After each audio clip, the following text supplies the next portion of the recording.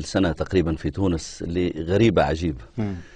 كنت في زيارة إلى شمال تونس، الشمال الغربي المحاذي للحدود مع الجزائر.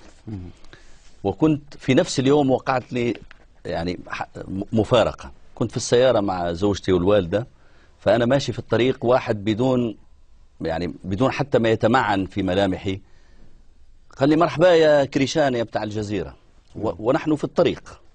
فشوف ما شاء الله سرعة كذا. في نفس اليوم التقيت بواحد، كنا واقفين في مكان معين، فالتفت لي قال لي يا أخي سبحان الله شكلك يشبه مذيع الجزيرة، يعني الخالق الناطق.